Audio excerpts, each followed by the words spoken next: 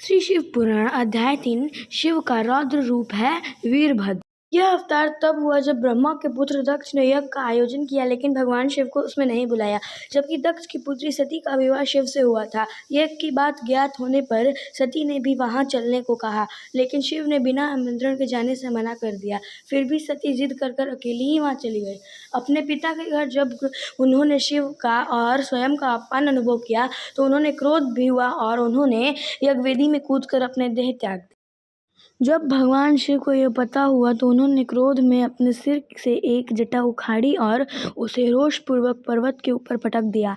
उसे जटा के पूर्व भाग से महाभयंकर वीरभद्र प्रकट हुए। शास्त्रों में भी इसका उल्लेख है। सती के प्राण त्यागने से दुखी भगवान शिव ने उग्र रूप धारण कर क्रोध में अपने होठ चबाते हुए अपनी एक जटा उखाड़ ली, जो बिजली और आग की लपट के समान दीप्त हो रही थी।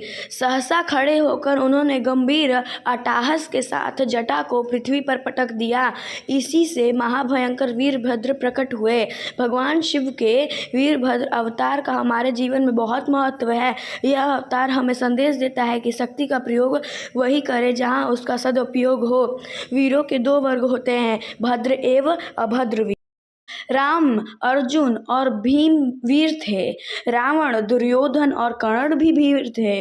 पहला भद्र सभ्य वीर वर्ग है और दूसरा अभद्र असभ्य वीर वर्ग है।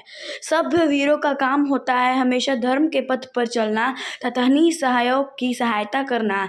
वहीं असभ्य वीर वर्ग सदैव अधर्म के मार्ग पर चलते हैं तथा निशक्तों को परेशान करते हैं। भद्र का अर्थ होता है कल्याणकारी। अतः वीरता के साथ भद्रता की अनिवार्यता इस अवतार से प्रतिपादित होती है।